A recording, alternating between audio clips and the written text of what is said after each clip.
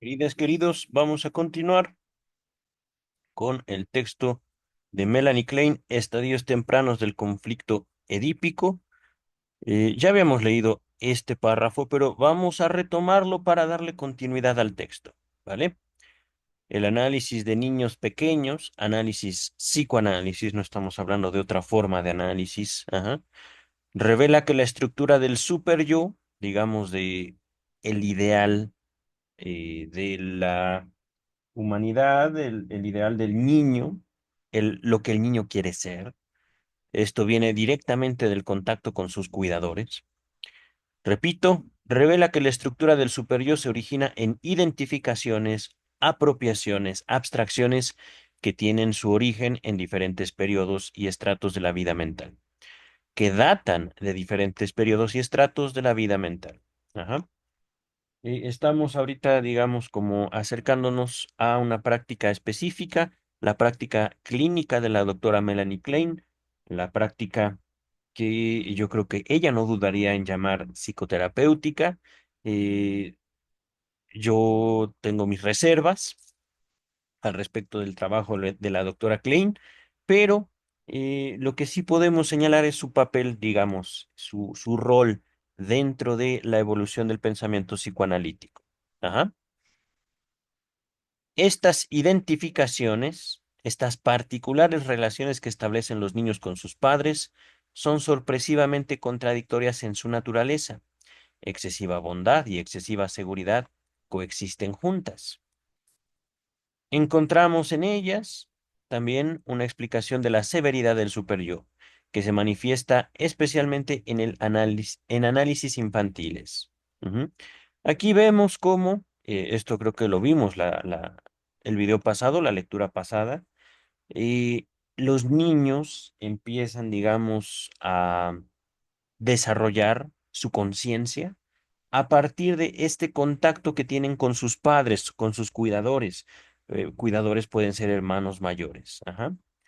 Los niños infantes pueden desarrollar de forma completamente normal una necesidad de castigo, ajá, ya sea hacia ellos o hacia otros niños. Ajá. En esta necesidad de castigo no es incorrecto señalarla como la manifestación de una tendencia sádica o masoquista. Ajá. Y esto lo venimos observando desde el análisis de Sigmund Freud, desde la interpretación de los sueños podría decirse, como el doctor Freud plantea, primero que nada, la hipótesis fundacional del psicoanálisis, y repito, hipótesis fundacional, el sueño como cumplimiento de deseo, y a partir del sueño, aproximarnos a las creaciones humanas, las creaciones psíquicas, el juego, la fantasía, ajá, y no podemos apartarnos de la vida sexual, tanto infantil como adulta. Ajá. Con vida sexual infantil podemos entender una progresiva apropiación del cuerpo del infante por el mismo infante. Ajá. Es decir, este soy yo, este es mi cuerpecito, tengo 1, 2, 3 años. Poquito a poquito lo voy experimentando de diversas maneras y llega un momento en el cual, hablando del contacto con un otro, se establece justamente la relación de castigo. Porque hiciste esto, entonces esto. Ajá. El doctor Freud tiene un texto fabuloso que se llama Pegan a un niño, que se los voy a dejar en la descripción. Pegan a un niño.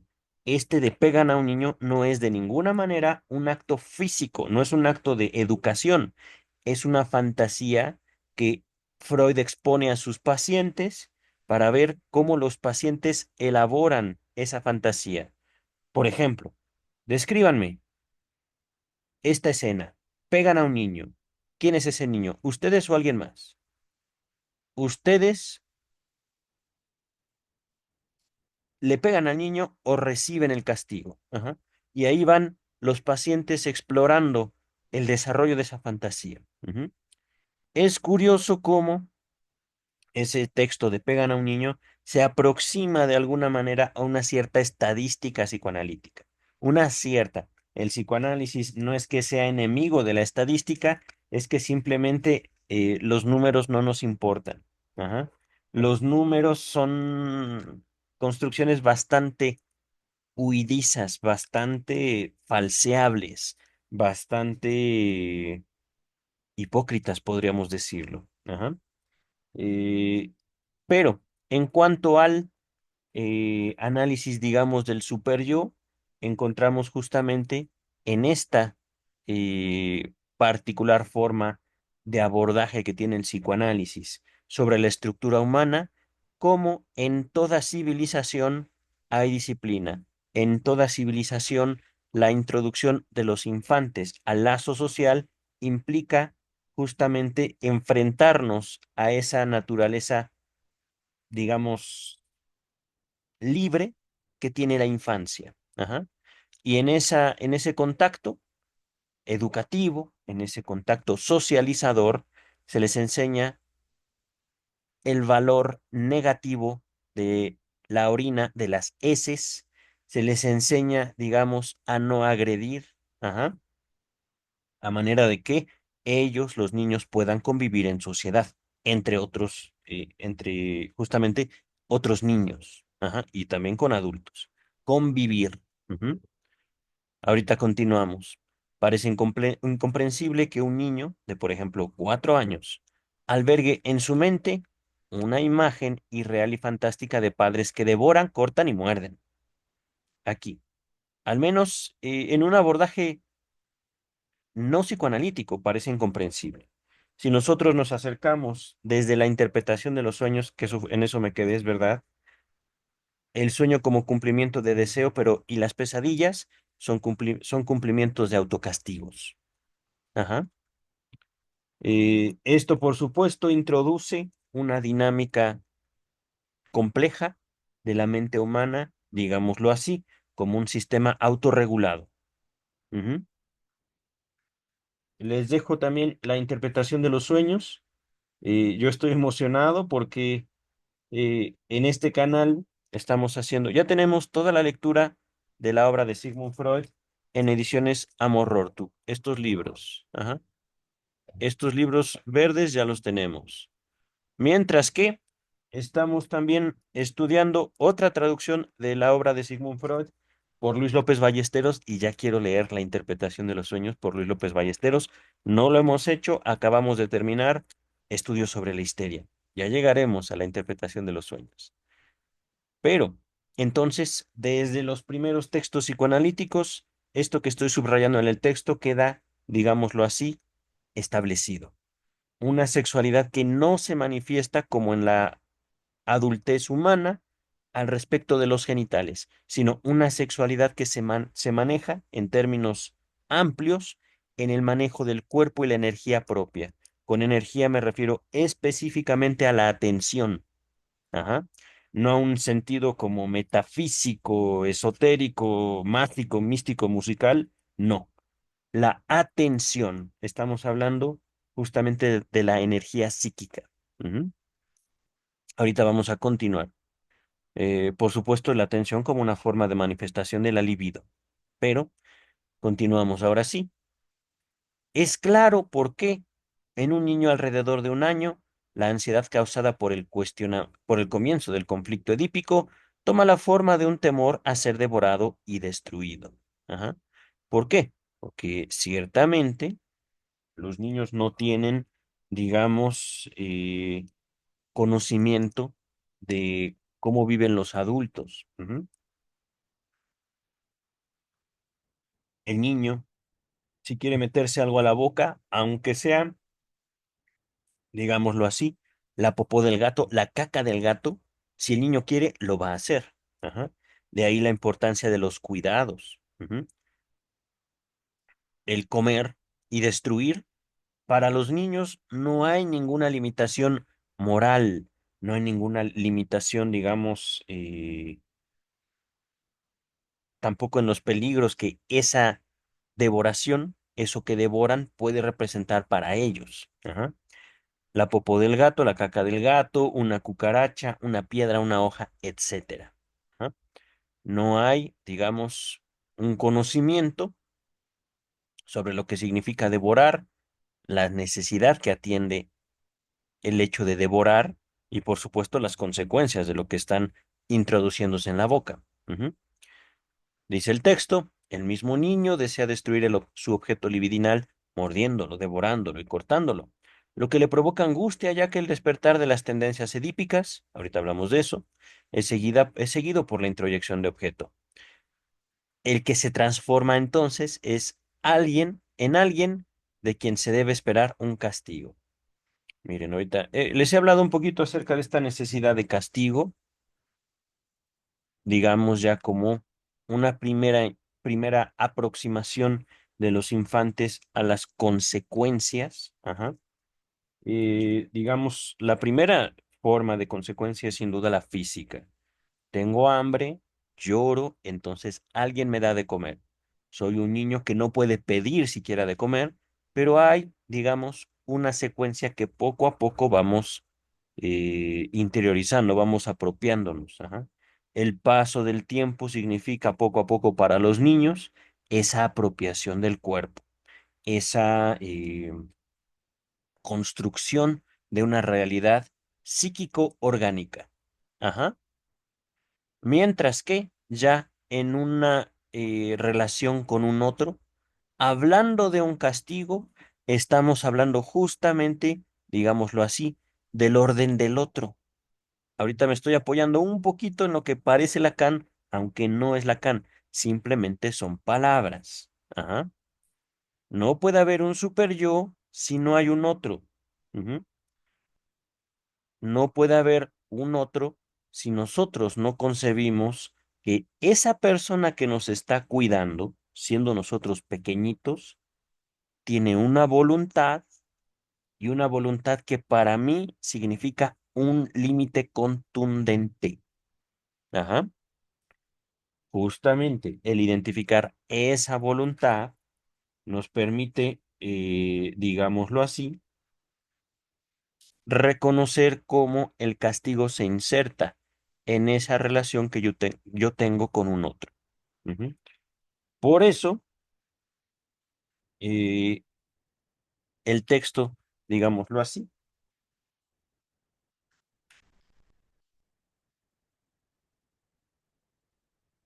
podemos entenderlo, esas tendencias edípicas. Edípico es verdad, el complejo de Edipo fue introducido, y digámoslo así, como un planteamiento todavía muy superficial desde la interpretación de los sueños. Y con superficial me refiero a partir del sueño. Poco a poco, el doctor Freud lo expone con más profundidad. Pienso yo, Tótem y Tabú, pienso yo algunas consecuencias psíquicas de la diferencia anatómica entre los sexos. Pienso yo, híjole,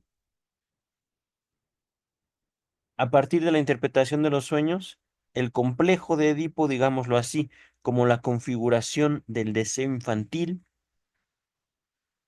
un deseo de reconocimiento, un deseo de poder, un deseo de unicidad, se va colocando al centro de la teoría analítica, a partir de la interpretación de los sueños donde es presentado. Ajá. Les dejo, solo por placer de ustedes, Tótem y Tabú en la descripción, y este otro título que les mencioné, algunas consecuencias psíquicas de la diferencia anatómica entre los sexos, por puro placer para ustedes. Ajá. Dice el texto. El niño, en consecuencia, teme ahora un castigo que corresponda a su ataque, aunque el ataque no se lleve a cabo, aunque el ataque quede en su fantasía, en su deseo. Entendemos posteriormente ya en psicoanálisis cómo lo psíquico, digámoslo así, las fantasías, el deseo mismo, es para lo subjetivo algo real. Ajá. Y esa es, digamos, una diferencia marcadísima tanto entre el psicoanálisis y el conductismo norteamericano, como el planteamiento de lo psíquico en psicoanálisis frente a básicamente las ciencias sociales. Ajá. En el derecho, yo puedo fantasear con robar, no estoy robando. Ajá. Yo puedo fantasear que esto es algo, digamos, rayando la religión. No desearás a la mujer de tu prójimo. Ah, yo la estoy deseando, no estoy pecando. Ajá. Sin embargo, el deseo mismo no es que nos aproximemos a lo psíquico a partir del pecado, sino que, podríamos llamarlo así, el pecado es real para la conciencia. Ajá. Podemos nosotros valernos tanto de las figuras, digamos, de otras disciplinas como el derecho al robo, o no sé, no sé si llamar la religión como una disciplina humanista.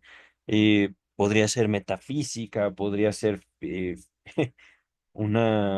que tampoco disciplina filosófica. No sé cómo denominar la religión, pero la religión ahí está. Ajá. El discurso religioso ahí está. Y dentro del discurso religioso, el concepto de pecado ahí está. Ajá. Que esto es curioso, cómo eh, en psicoanálisis sí podemos hablar de una culpa inconsciente, pero mm, la culpa no es, digamos, central como sí lo es el complejo de Edipo. Ajá.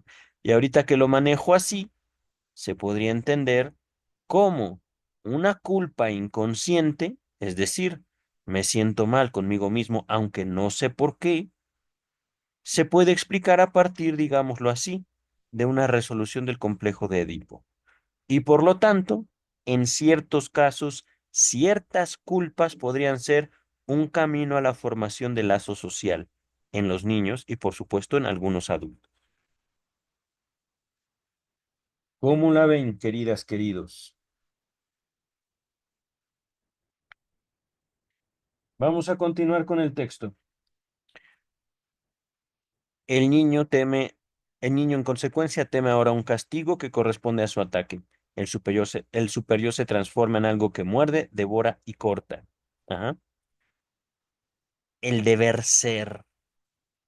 Que esto es curioso. Verán, cuando el doctor Freud plantea el superyo, ya lo hace en las épocas tardías del psicoanálisis. Si mal no recuerdo, es planteado mm, segunda tópica, empieza con más allá del principio de placer, eh, el ello y el yo me parece. Ajá. Con esto ya el doctor Freud le da una dimensión distinta a la propuesta primera entre esa escisión en la mente humana, una doble conciencia, lo plantea en la interpretación de los sueños, una división fundacional de la psique humana, de la mente humana, que nos permite, entre otras cosas, soñar, crear, fantasear. Ajá. Vamos a continuar, queridas, queridos. La conexión entre la formación del superior y las fases pregenitales del desarrollo es muy importante desde dos puntos de vista. Por un lado, el sentimiento de culpa, curioso, se vincula con las fases oral sádica y anal sádica, aún predominantes. Y por otro lado, el superyo aparece cuando predominan estas fases, lo que explica su sádica severidad. Podemos decirlo de esta manera. Y esto es una interpretación del texto. Por eso se los pongo en pantalla, para que ustedes también interpreten. Ajá.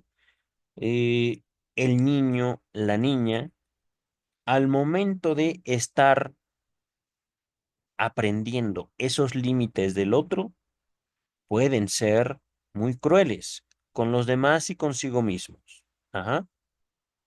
Por ejemplo, un niño que se habla a sí mismo de la siguiente manera.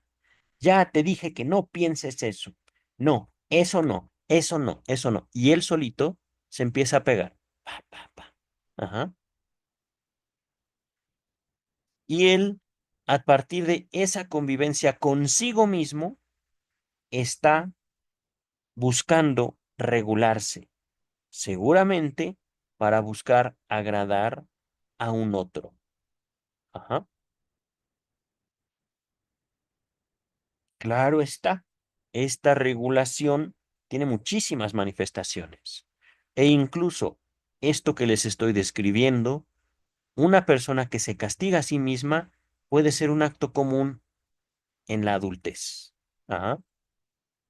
Tal vez no nos peguemos, pero sí, hoy no comeré chocolate. ¿Pero por qué?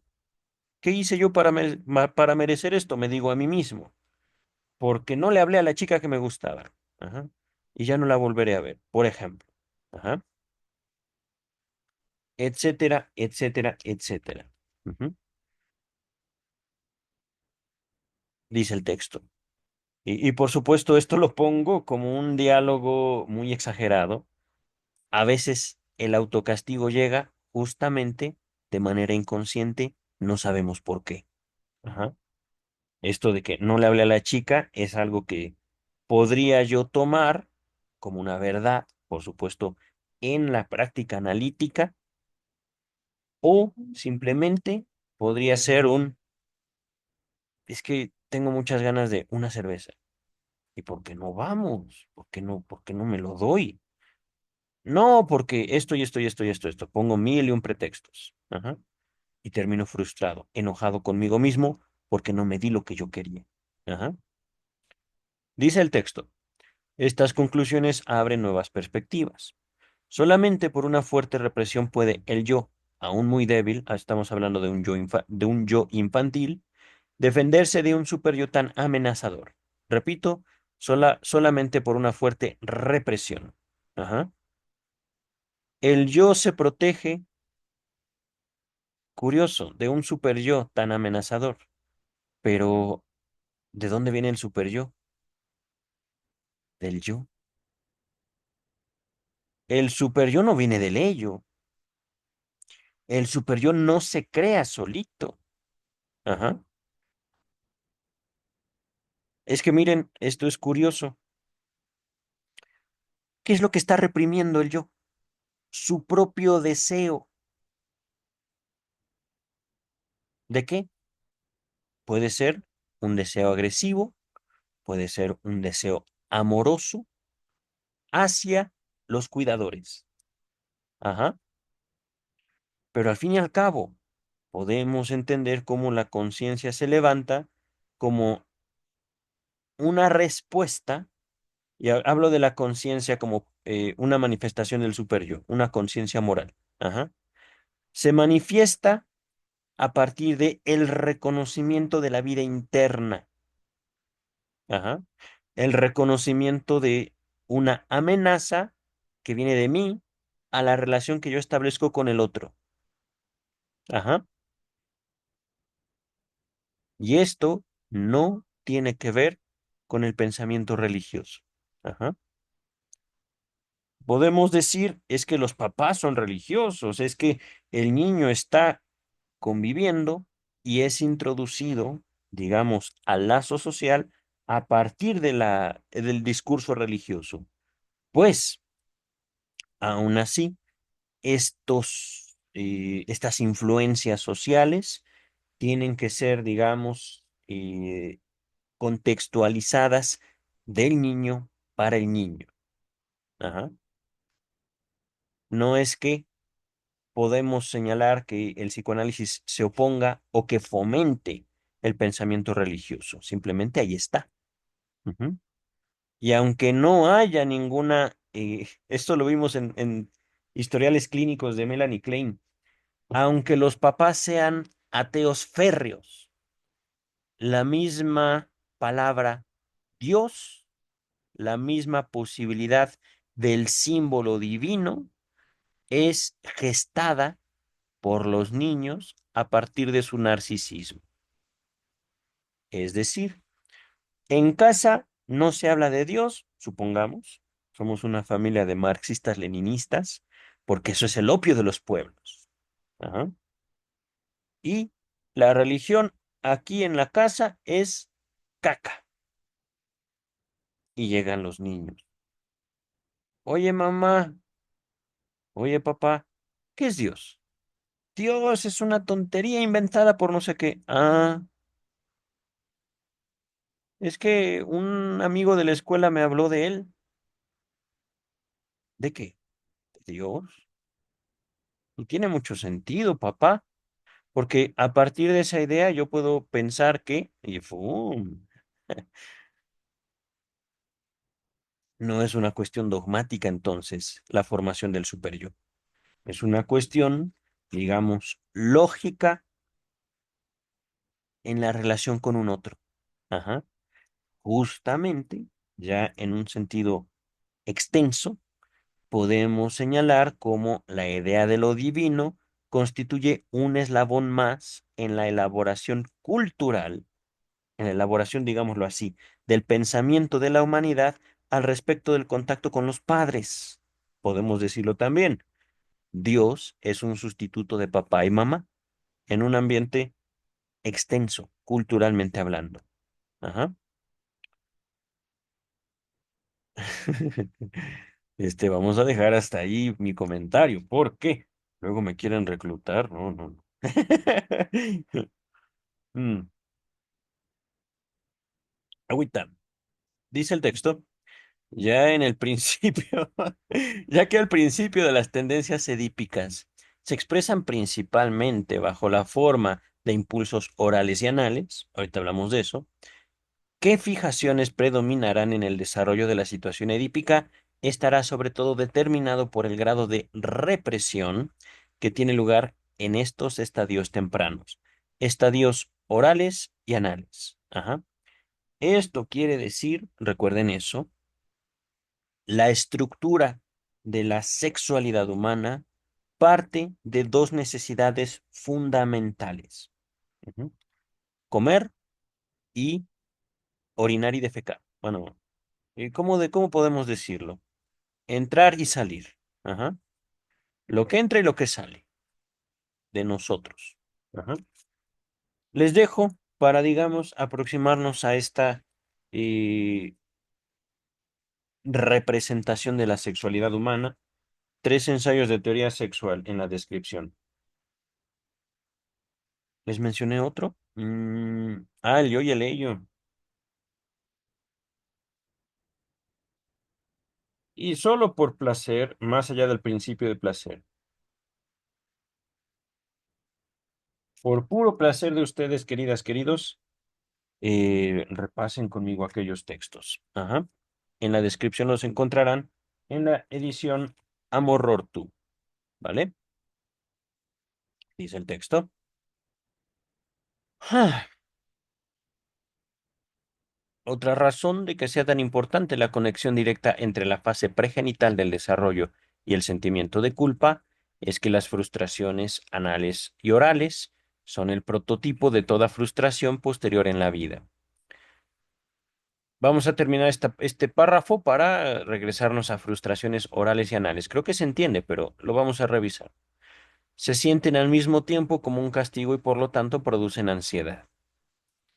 Estas circunstancias hacen que la frustración sea sentida más agudamente y esta amargura contribuye sobremanera a hacer más penosas todas las frustraciones posteriores, ulteriores. Ajá. Frustración oral. Mamá, quiero comer helado. No, son las 10 de la noche. Si te doy helado, no vas a dormir. Mm.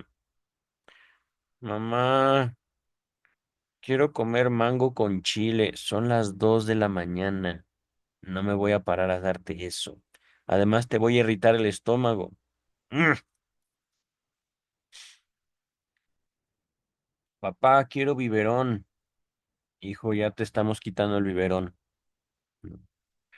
Mamá, ¿por qué mi hermanita está tomando teta? ¿Por qué mi hermanita está tomando chichi? ¿Por qué mi mamá? ¿Por qué mi hermanita está mamando de tu seno? Ajá. No lo dicen así los niños, pero se ponen celosos. Yo quiero eso que antes tuve. Yo quiero que tú me des de comer de tu seno, mamá. No, ya no es para ti, ya estás muy grande. Ajá. Frustraciones anales. Ajá. Poco a poco, no solo estamos hablando de aprender a ir al baño, aprender a no hacerse en los pantalones, sino también asignar un valor de asqueroso a los productos, ¿cómo se dice? Escatológicos, se podría decir producto escatológico, aquello que sale de nosotros y aquello que sale como la orina y la caca. Ajá. Por supuesto, esto es ya un cambio, digamos, en el valor que tienen los niños hacia esos productos. Ajá. A partir de justamente la elaboración de esa relación con los productos, Freud entiende la relación del sujeto con el dinero, la relación del sujeto justamente con lo sagrado y eh, otras formas, digámoslo así, de elaboración del símbolo. Ujú. Estoy pensando justamente algún texto que aborde esto, la relación, ¿cómo podemos decirlo? De la relación simbólica entre la producción anal, o digamos, el erotismo anal, con el trabajo, con el dinero, no me acuerdo. Carácter y erotismo anal, se los dejo en la descripción.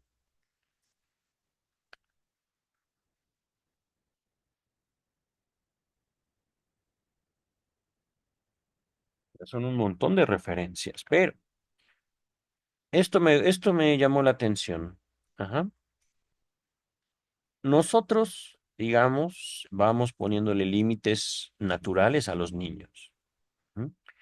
No podemos tener a un niño de 10, 11, 12 años que sigue siendo amamantado. Ajá. Y por otro lado, también los niños para socializar tienen que controlar sus esfínteres, tienen que saber qué hacer cuando les anda del baño, tienen que saber usar el baño para introducirse, digámoslo así, en una sociedad más allá de la familia. Ajá. Esto, efectivamente, aquí coincido con Klein, puede ser vivido como un castigo. Puede, y esto no depende de los padres. Ajá. A veces papá o mamá podrían realmente sentirse frustrados por esas necesidades que tienen que cubrir, esos límites que tienen que imponer a los niños. Y pueden, en esa frustración, transmitirles a los niños la impresión de que, por ejemplo, cagar está mal, orinar está mal. No el hecho de orinarse en sí, no el hecho de manchar el pañal, sino el acto biológico. Ajá. Por supuesto, en determinados casos, eso producir ansiedad. Ajá. Ahí, digamos, no estoy tan convencido de que sea siempre, aunque tampoco puedo negarlo. Ajá. Que el proceso, digamos, de formación de límites sociales genere ansiedad en todos los niños o niñas. Ujú. Es posible que sí. Depende mucho también de las herramientas con que cuenten los niños para hacerse cargo de ese contacto con los padres. Ajá. Vamos a continuar. Estas circunstancias hacen que la frustración sea sentida más agudamente y esa amargura contribuye sobremanera, de manera importante, a ser más penosas, frustrantes, todas las limitaciones posteriores. Ajá. Encontramos que se derivan importantes consecuencias de estar el yo tan poco desarrollado cuando es asediado por la aparición de las tendencias edípicas y una naciente curiosidad sexual asociada a ellas. Ujú. Miren, y esto lo vengo diciendo desde hace tiempo, lo repetí mucho al final del video pasado. Eh, Melanie Klein tiene su valor histórico y al mismo tiempo representa a ella un cierto peligro, digamos, en la difusión del psicoanálisis. Peligro por cuanto que tiende a victimizar. y tiende básicamente a tener una postura salvadora hacia los pacientes. Y recordemos que la principal población atendida por Klein eran niños. Ajá.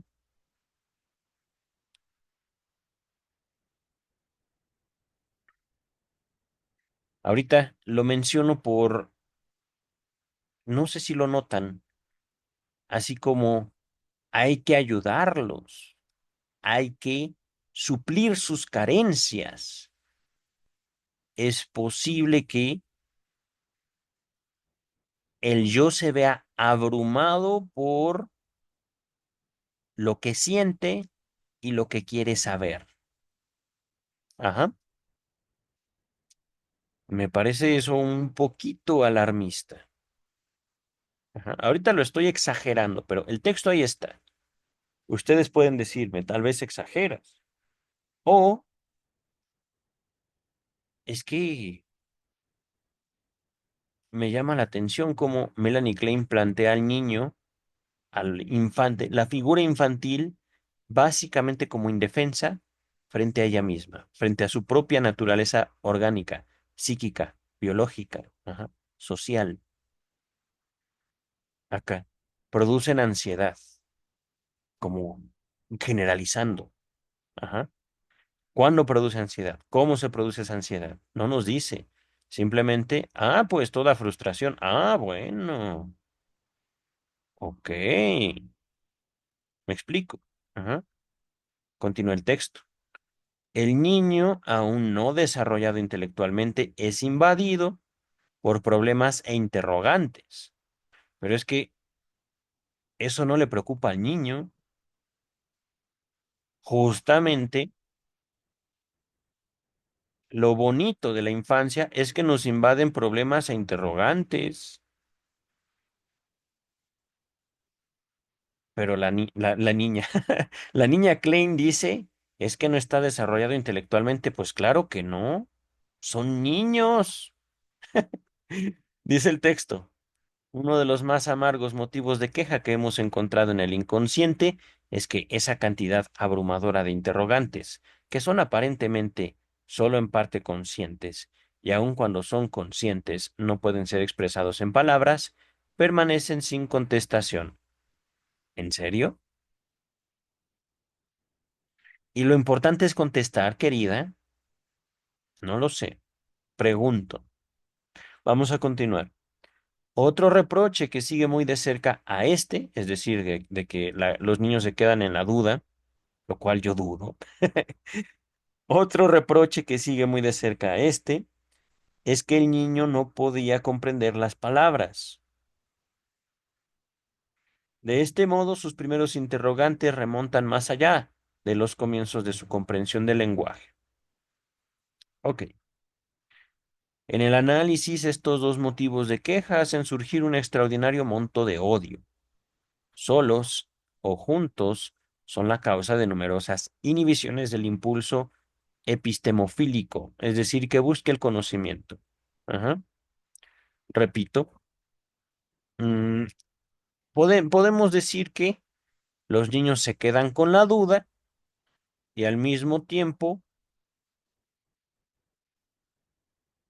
todavía no pueden comprender el lenguaje. Ajá.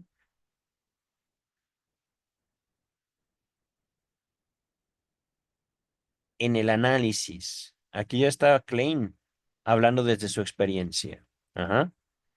Experiencia que no solo podemos, sino debemos cuestionar, queridas y queridos.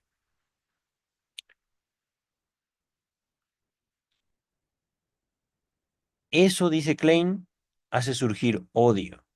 Y el complejo de Edipo, querida, y las ganas de que papá sea mi papá y no el esposo de mamá, y mamá sea mi mamá y no la esposa de papá.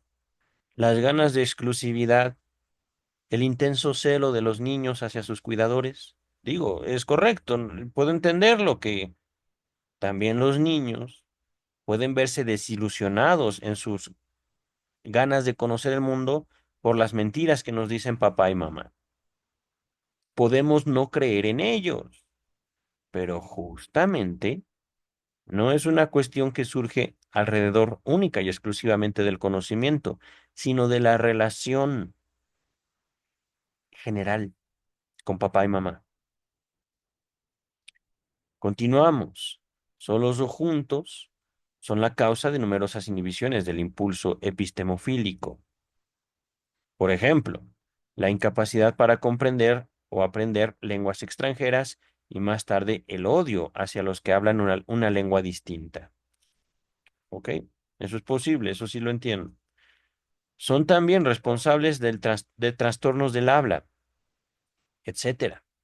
La curiosidad que se muestra más abiertamente más tarde, sobre todo en cuanto al cuarto, sobre todo en el cuarto o quinto año de vida. No es el principio, sino la culminación y terminación de esta fase del desarrollo que también he encontrado en el conflicto edípico en general. Ok, querida. El temprano sentimiento de no saber tiene múltiples conexiones. Se une al sentimiento de ser incapaz, impotente, el que pronto resulta de la situación edípica. El niño también siente esta frustración en forma más aguda porque no sabe nada definido sobre procesos sexuales. En ambos sexos, el complejo de castración es acentuado por este sentimiento de ignorancia. Me hace dudar usted, querida, dudar de cómo llega a eso. ¿Observaciones? ¿Nada más? Mm,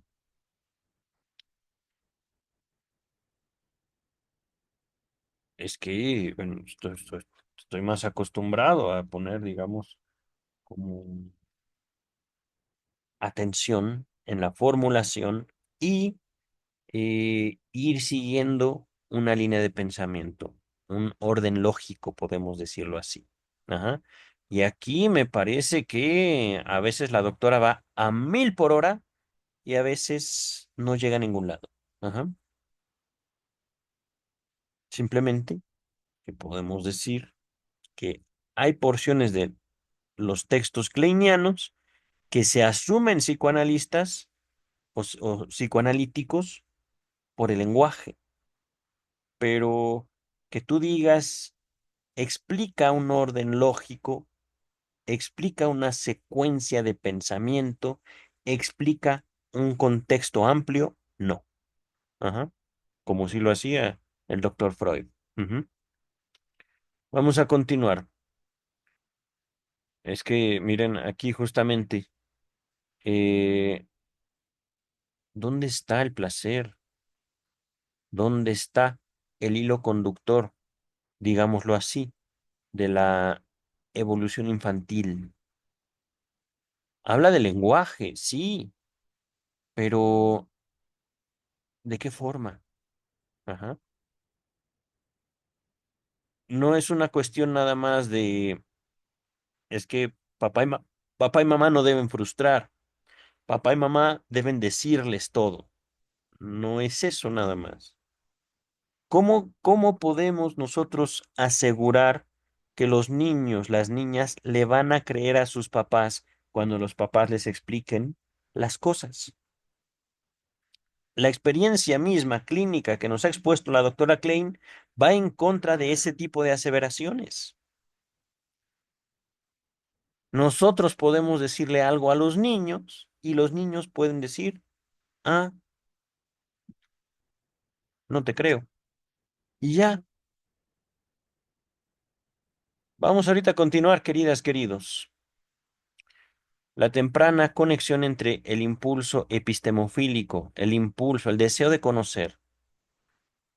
Si mal no recuerdo, Freud lo llama pulsión de conocimiento, creo, en 3 ensayos de teoría sexual.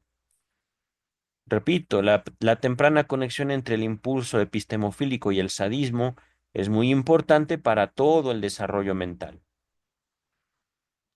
Este instinto, activado por el surgimiento de las tendencias edípicas, está al principio principalmente en relación con el cuerpo de la madre, al que se supone escenario de todos los procesos y desarrollos sexuales. El niño está aún dominado por la posición sadicoanal de la libido, la que le impulsa a desear apropiarse de los contenidos del cuerpo. De este modo comienza a tener curiosidad por lo que contiene, cómo es, etcétera. De esta manera, el instinto epistemofílico y el deseo de tomar posesión llegan pronto a estar íntimamente conectados el uno con el otro, y al mismo tiempo con el sentimiento de culpa provocado por el incipiente conflicto edípico. Incipiente, es decir, que están haciendo. Ajá. Esta significativa conexión anuncia en ambos sexos una fase de desarrollo de vital importancia y que no ha sido hasta aquí suficientemente valorizada. Consiste en una identificación muy precoz con la madre, muy precoz, muy temprana. Es decir, yo soy como mi mamá o mi mamá es como yo. Ajá. Aquí poquito a poquito, la doctora Klein, creo que justo, al menos ahí encuentro un eslabón de este encadenamiento lógico que les hablaba. Ajá. El curso seguido por esta fase femenina debe ser examinado separadamente en niños y niñas, pero antes de hacerlo trataré de demostrar su conexión con la fase previa que es común a ambos sexos. En el temprano estadio sádico anal, el niño pasa su segundo trauma grave, que refuerza su tendencia a alejarse de la madre. Ella ha frustrado sus deseos orales y ahora interfiere también en sus placeres anales. Parecería que en este momento las frustraciones anales hacen que las tendencias anales se unan a las tendencias sádicas. El niño desea tomar posesión de las heces de la madre, penetrando en su cuerpo, cortándolo en pedazos, devorándolo y destruyéndolo. Bajo la influencia de sus impulsos genitales, el niño comienza a dirigirse a su madre como un objeto de amor. Pero sus impulsos sádicos están en plena actividad y el odio, originado en las más tempranas frustraciones, se opone fuertemente a su amor objetal de nivel genital. Es decir, aquí considero que esta es una descripción correcta de la doctora Klein. Antes que nosotros supiéramos amar, quisimos destruir lo que amamos. Ajá. Y con amar, justamente, no solo es una cuestión genital, es una cuestión de ligarnos, de estar con. Ujú. No podemos tener ninguna actividad genital si no estamos con alguien. Y digo, esto excluye la masturbación. Ajá. Dice el texto, un obstáculo aún mayor a su amor es el temor de ser castrado por el padre, el que surge con sus impulsos edípicos. Y esto, por supuesto, tomando una relación, digamos, edípica lineal. Pero recordemos textos freudianos, el Edipo no es nada más, yo niño deseo a mi mamá y me voy a enemistar con papá. También es, yo niño deseo a mi papá y me puedo enemistar con mamá. Ajá. Por eso les hablaba, digamos, de un deseo infantil. Y cuando me refiero a deseo, no hablo de relaciones sexuales. Es un deseo de poder, de control, de ser, de estar, ajá, de exclusividad. Ujú. A ver, vamos a continuar. El grado que alcance la posición genital dependerá en parte de su capacidad de tolerar esta ansiedad. Ajá. El miedo por algún padre, padre o madre. Ajá. En esto, la intensidad de las fijaciones orales sádicas y analsádicas es un factor importante. Antes de continuar, poco a poco, queridas, queridos, digámoslo así, estamos hablando de una fijación cuando un sujeto masculino o femenino se detiene en algún momento de su apropiación corporal, ajá, ya sea en cuestiones orales, estimulación oral o anales, esto es, en el manejo de sus heces, en el control de sus esfínteres. Ajá. Cuando hablo de una fijación o hablamos de una fijación en el sentido analítico, estamos hablando de particulares formas de lidiar, digámoslo así, con la frustración. Podemos decir que una fijación oral es el alcoholismo. Ajá. Podemos decir que una fijación anal es la obsesión, la rumiación mental, la, eh, ¿cómo decirlo? Incapacidad de controlar nuestros pensamientos, nuestras emociones, la tendencia sádica justamente también a buscar controlar el pensamiento y la emoción de otros. Ajá. Fijaciones. Tienen muchas manifestaciones. Ahorita solo diré estas. Ajá. Hablando de estas fijaciones, dice el texto, condicionan el monto de odio que el niño siente hacia su madre y esto, a su vez, le impide en mayor o menor grado alcanzar una relación positiva con ella. Las fijaciones sádicas ejercen también una influencia decisiva en la formación del superyo, que aparece mientras esta fase está en pleno predominio. Cuanto más cruel es el superyo, más terrorífico aparecerá el padre castrador, y el niño, en su huida de los impulsos genitales, se aferrará tenazmente a los niveles sádicos, niveles que, en última instancia, también colorean sus tendencias edípicas. Aquí está un poquito difícil de comprender, aunque pienso yo que la doctora Klein está en lo correcto. Ajá. No es que papá me vaya a castrar, no es que papá me vaya a castigar, es que yo tuve un deseo que no me atrevo a confesarle a nadie, ni siquiera a mí mismo, pero este deseo yo sé que existe porque al fin y al cabo tengo miedo. ¿Miedo a qué? No sé. Ajá. Cuando digo tengo un deseo, es porque justamente podemos hablar de encontrar, si no el deseo tal cual, sus ramificaciones, diversas modificaciones que el propio sujeto hace de ese deseo para lidiar con él, para familiarizarse con su propio deseo. Ajá. Ahorita vamos a continuar el texto. En estos estadios tempranos, todas las posiciones del desarrollo edípico son catectizadas, cargadas, digámoslo así, organizadas en rápida sucesión. Esto, sin embargo, no se nota, porque el cuadro está dominado por los impulsos pregenitales. Además, no se puede trazar una línea rígida entre la actitud activa heterosexual, que se expresa en el nivel anal, y el posterior estadio de la identificación con la madre. Hemos ahora llegado a la fase de desarrollo de la que ya hablé, denominándola fase femenina. Tiene sus bases en el nivel sádico anal y da a este nivel un nuevo contenido, ya que las heces, la caca, son ahora equiparadas con el hijo anhelado. Y ahora el deseo de robar a la madre se dirige tanto al niño como a las heces. Aquí debemos distinguir dos fines que se combinan entre sí.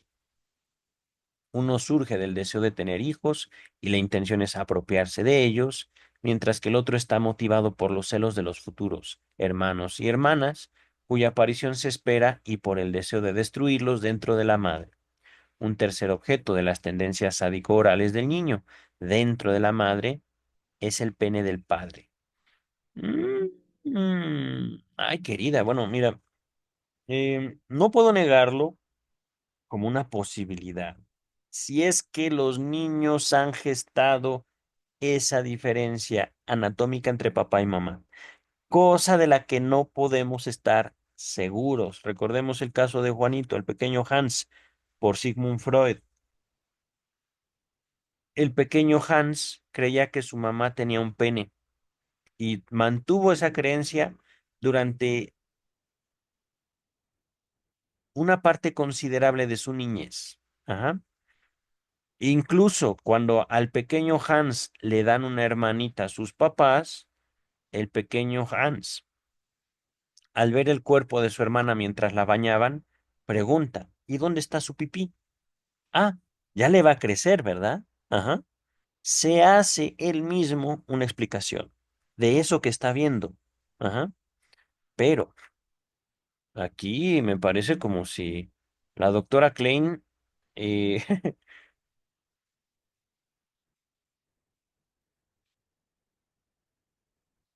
hace declaraciones muy convencida. Ajá, y es lo que me llama la atención de este texto.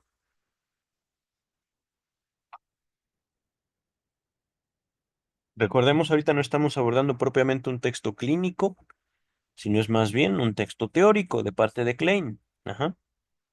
Aunque su teoría sí me parece a veces muy demasiado elaborada, poco precisa. Ajá. Vamos a ver. Lo mismo que que en el complejo de castración de las niñas, también en el complejo femenino del varón hay en el fondo el deseo frustrado de un órgano especial. Las tendencias a robar y destruir están en relación con los órganos de la concepción, embarazo y parto, que el niño piensan existen en la madre, y además con la vagina y los pechos, fuente de la leche, que son codiciados como órganos de receptividad y abundancia, desde la época en que la fase libidinal es puramente oral. ¿Ok? El niño teme al castigo por haber destruido el cuerpo de la madre, pero además de esto, su temor es de naturaleza más general. Aquí tenemos una analogía con la ansiedad asociada con los deseos de castración de la niña. Él, él teme que su cuerpo sea mutilado y desmembrado, y este temor también significa castración. Aquí tenemos una contribución directa al complejo de castración. En este temprano periodo del desarrollo de la madre que saca las heces del niño también significa una madre que lo desmiembra y lo castra, no solamente por medio de las frustraciones anales que ella inflige, prepara el terreno para el complejo de castración. En términos de la realidad psíquica, ella ya es la castradora. Este temor a la madre es tan abrumador porque está unido a él un intenso temor a ser castrado por el padre. Las tendencias destructivas cuyo objeto es el vientre están siempre dirigidas con toda intensidad, con toda su intensidad sádica oral y anal contra el pene del padre, que se supone situado allí, en el vientre de la madre. Entiendo esto. Es en este pene donde se centra en esta fase el temor a la castración por el padre. ¿Eh?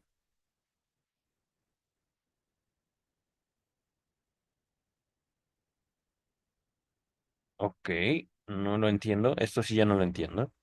De este modo, la fase femenina está caracterizada por ansiedad en relación con el vientre de la madre y el pene del padre, ansiedad que somete al niño a la tiranía de un superyo que devora, desmiembra y castra, y que está formado por la imagen del padre y de la madre. ¿Cómo llega a esa conclusión, querida?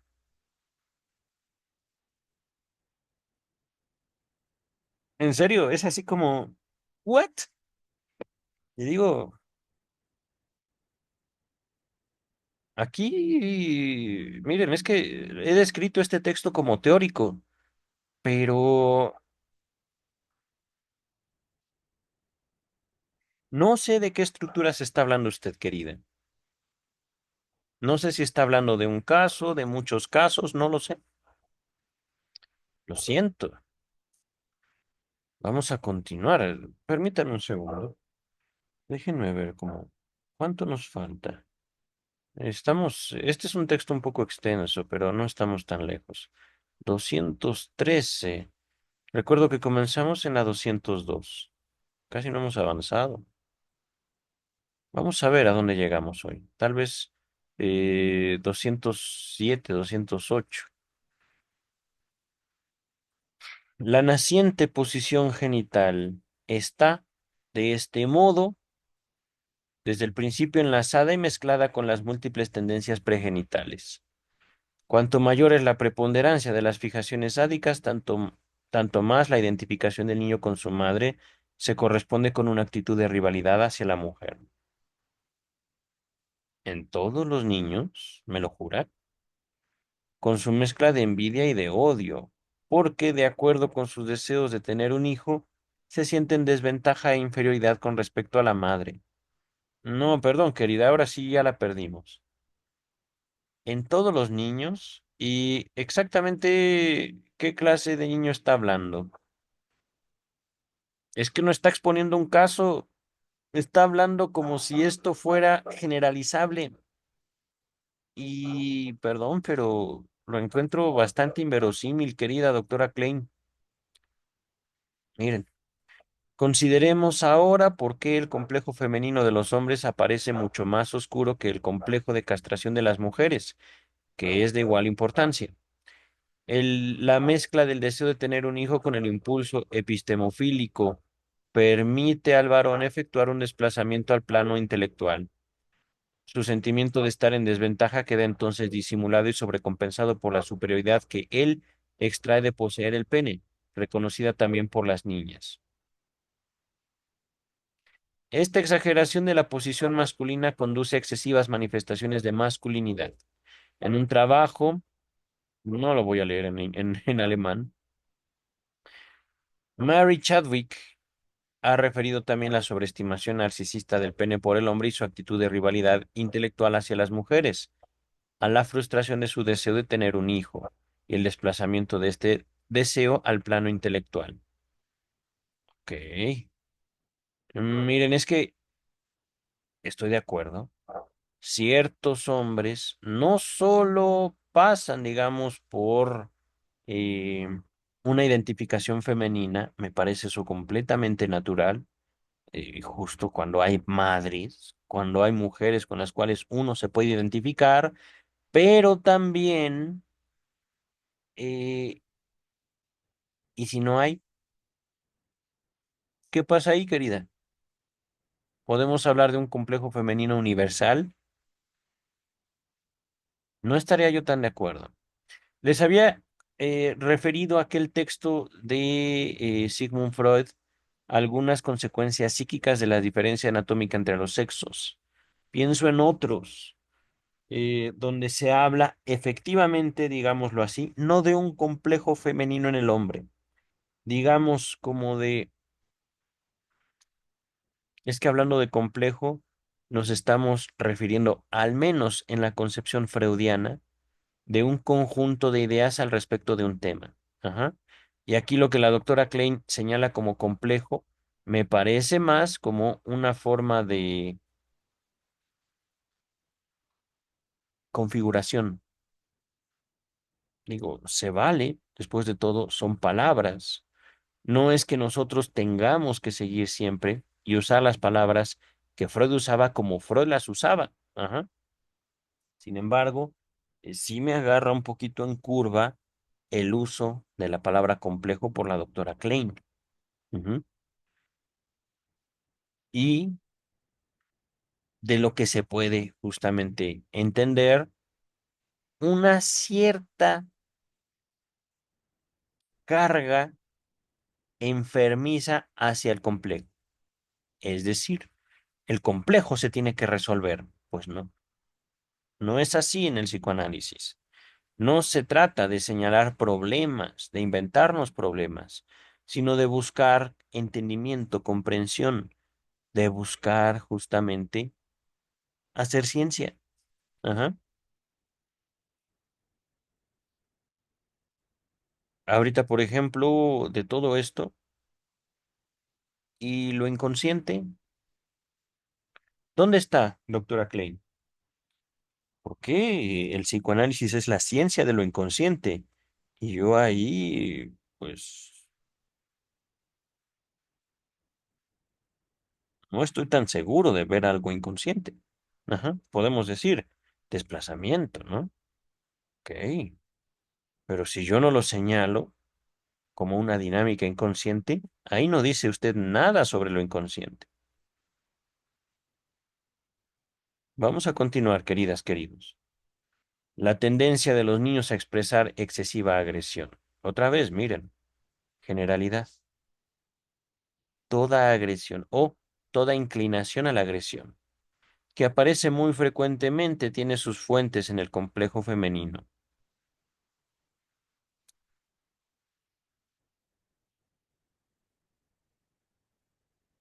Esa es una aseveración, no es un planteamiento, no es una hipótesis. Las cosas son así. Ah, ok, gracias por decirme. Ajá. Se acompaña con una actitud de desprecio y suficiencia y es sumamente asocial y sádica. Está determinada en parte por el intento de encubrir la ansiedad y la ignorancia subyacente. En parte coincide con la protesta del niño, originada en su temor a la castración contra el rol femenino, pero está también enraizada en su temor a la madre, a la que quería robar el pene del padre, sus hijos y los órganos y sus órganos sexuales femeninos. Ok. Esta excesiva agresión se une al placer de atacar que proviene de la situación edípica directa genital, pero representa la parte de la situación que es el mayor factor asocial en la formación del carácter. Fíjense, todo esto es aseveraciones. Todo esto es una aseveración. ¿Dónde está la ciencia ahí? No está. Es un dogma. Y eso no es psicoanálisis.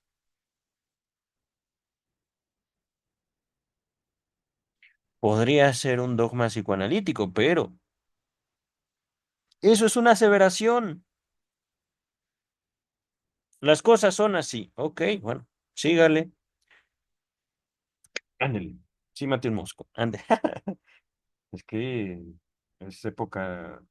es- Empieza la época de lluvias en la Ciudad de México y de repente salen los mosquitos ya a querer devorarnos.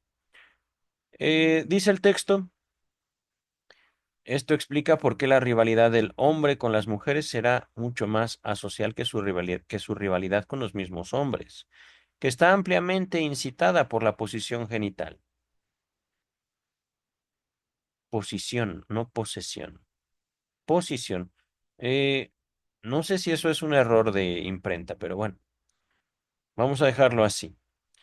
Por supuesto, el monto de fijaciones sádicas también determinará las relaciones de un hombre con otros hombres, cuando estos son rivales.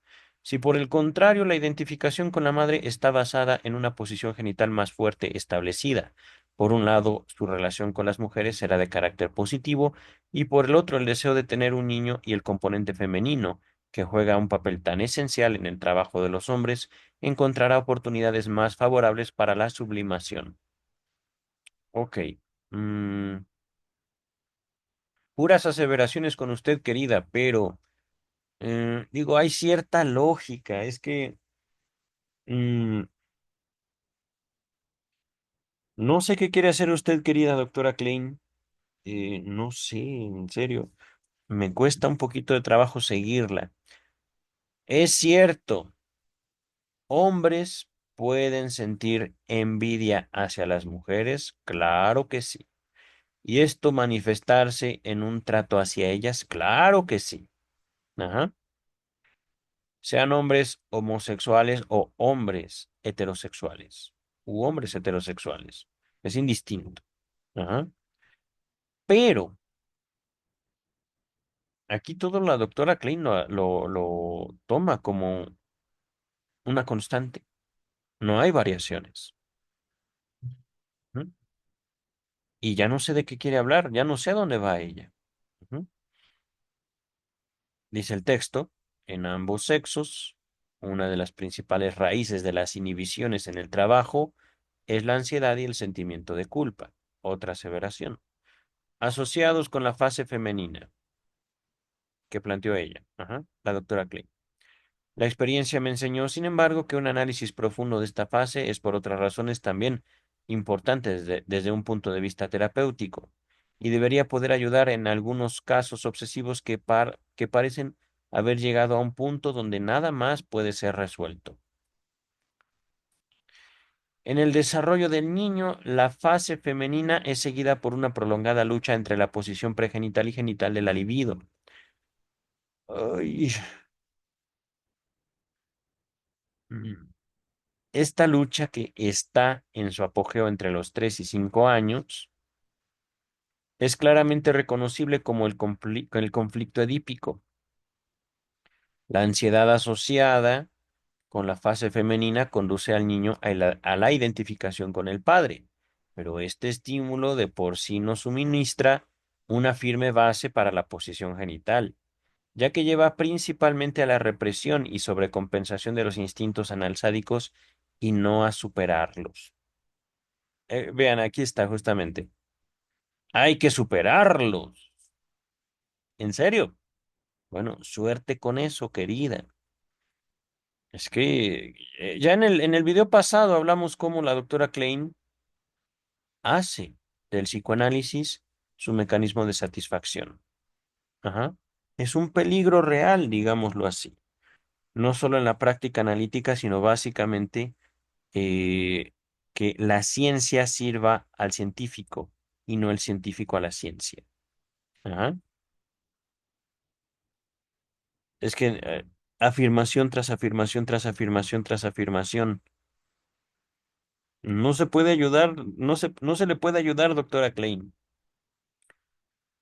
No he encontrado ni un solo planteamiento en forma de hipótesis. No es un vamos a comprobar, es un así, así, así, así, así, así, así. Ok, ok, ok. Miren, otra vez, el temor a a la castración por el padre refuerza la fijación a nivel sádico anal. El grado de genitalidad constitucional juega también una parte importante con respecto a un resultado favorable, o sea, el logro del nivel genital. A menudo el resultado de la lucha permanece indeciso y esto da lugar a la aparición de trastornos neuróticos y perturbaciones de la potencia. Nota 156, véase Wilhelm Reich, la función del orgasmo. Ok, regresamos. Ah, aquí está. Así, lograr una potencia completa, alcanzar la posición genital, dependerá en parte de la resolución favorable de la fase femenina. Enfocaré ahora el desarrollo de las niñas. A consecuencia del proceso de destete, la niña se ha alejado de la madre, siendo impelida más fuertemente a hacerlo por las frustraciones anales que ha sufrido. Las tendencias genitales comienzan ahora a influir en en su desarrollo mental. Mm, y el niño y su destete. Es que, bueno, vamos a terminar la página que sigue y hasta ahí dejamos, queridas, queridos. Miren, ciertamente, eh, es que ya no sé si es un texto teórico, no lo sé. Práctico, al menos para mí no. Ajá. Encuentro las aseveraciones hechas por la doctora Klein en este texto muy cuestionables. Y su planteamiento mismo es totalmente dogmático, totalmente. Dice el texto, estoy completamente de acuerdo con Ellen Dutch, quien sostiene que el desarrollo genital de la mujer se completa con el afortunado desplazamiento de la libido oral a la genital. Solo que mis conclusiones me llevaron a creer que este desplazamiento comienza con las primeras manifestaciones de los impulsos genitales y que el fin oral receptivo de los genitales ejerce una influencia determinante para que la niña se vuelva hacia el padre. Además, he llegado a la conclusión de que, en cuanto los impulsos edípicos hacen su aparición, no solo surge un reconocimiento inconsciente de la vagina, sino también sensaciones en ese órgano y el resto del aparato genital. En las niñas, sin embargo, la masturbación no proporciona una descarga tan adecuada para estos montos de excitación como proporciona en los niños. Ok. De ahí que la acumulada falta de gratificaciones proporciona otro motivo para que existan más complicaciones y disturbios en el desarrollo sexual femenino. La dificultad de obtener completa gratificación por la masturbación puede ser otra causa, además de las indicadas por Freud, del repudio del onanismo por la niña. Y esto puede explicar en parte por qué, durante su lucha para abandonarla, la masturbación manual es generalmente reemplazada por apretar ambos muslos con uno contra otro. Y esto, querida doctora Klein, ¿no es masturbación? ¿No es una forma justamente de satisfacer la demanda de los cuidadores? No te toques ahí. Ah, bueno, no me estoy tocando. Y están haciendo los muslos así, se están estimulando. Pero, justamente, la doctora Klein tiene una forma bastante particular de ver las cosas. Ajá. Salvadora, sí. Y victimizante, también. Y al mismo tiempo, ¿cómo decirlo? Demasiado concreta a veces. Como que las cosas son así porque son así y te callas. Ok, gracias, doctora. Dice el texto. Además de la cualidad receptiva del órgano genital, movilizada por el intenso deseo de una nueva fuente de gratificación, la envidia y odio a la madre poseedora del pene del padre, parece ser, en el periodo en que surgen estos primeros impulsos edípicos, un motivo más para que la niña se vuelva hacia el padre, es decir, para que lo busque. Sus caricias tienen ahora el efecto de una seducción y se las ve como la atracción del sexo opuesto. Nota 157. Nos encontramos regularmente con el reproche inconsciente de que la madre ha seducido al niño mientras lo atendía. Este reproche retrocede al periodo en que afloran los deseos genitales y despiertan las tendencias edípicas. Mm, ¿Quién hace el reproche, querida? Pregunta, ¿no? La identificación de la niña con la madre resulta directamente de los impulsos edípicos. Toda lucha provocada en el niño por la angustia de castración no existe en ella. En las niñas, tanto como en los niños, esta identificación coincide con las tendencias analsádicas de robar y destruir a la madre. Si la identificación con la madre tiene lugar predominantemente en un estadio en que las tendencias oral sádicas y anal sádicas son todavía muy fuertes, el miedo a un superyo materno primitivo conducirá a la represión y a la fijación de esta fase e interferirá con el futuro desarrollo genital. El temor hacia la madre también impulsa a la niña a renunciar a a la identificación con ella y comienza entonces la identificación con el padre. Mm, mm, Digo, es que no es tanto una forma de exposición nada más. Es, ¿qué quiere hacer, doctora Klein? Es verdad, ahorita de lo expuesto, podría yo aproximarme a mi propio análisis. Podría yo plantearme diferentes cuestiones. Por eso podría encontrar el texto de la doctora Klein valioso. Pero para hacer eso, queridas, queridos, si nos aproximamos ahorita a un texto así, corremos justamente el riesgo de perdernos, eh, ¿cómo decirlo? En una noción salvacionista, en un deseo de hacer algo con el psicoanálisis que no es necesariamente la búsqueda del conocimiento. Ajá. Este impulso epistemofílico. Ujú.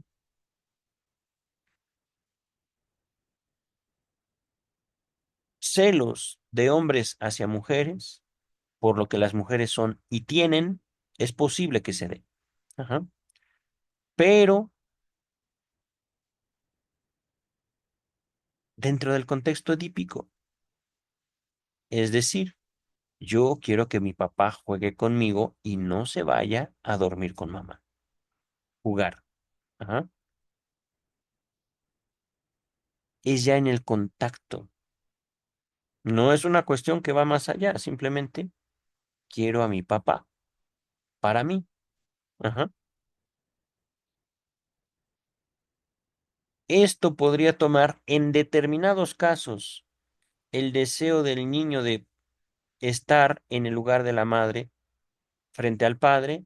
Puede ser que sí, pero en determinados casos no podemos generalizarlo.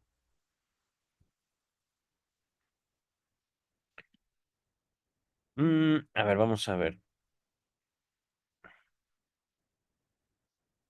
Yo creo que vamos a dejar hasta ahí, queridas, queridos. Ya estamos alrededor de la 13, 5 páginas. Ajá. Mm, miren, leemos este párrafo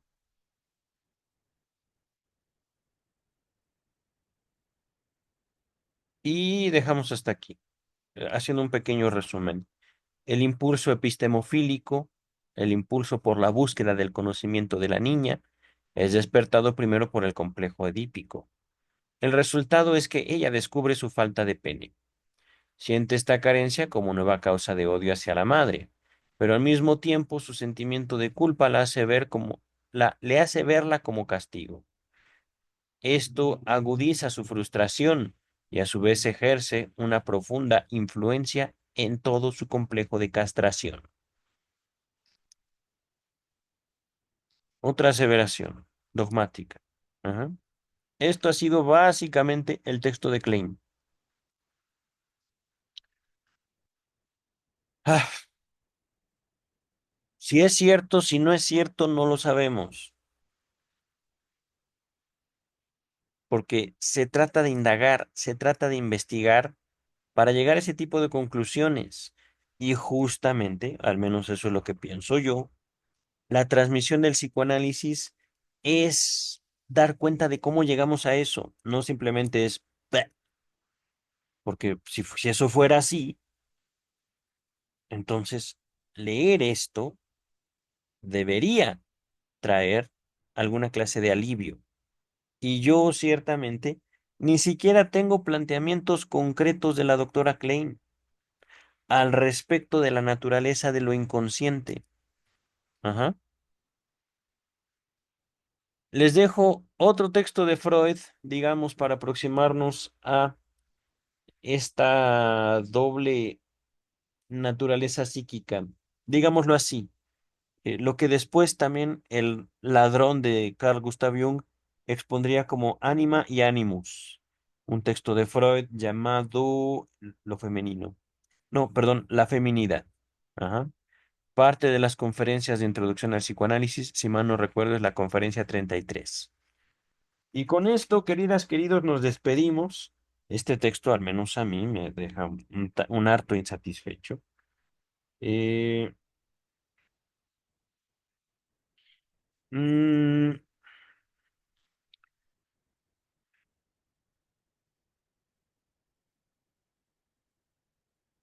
es que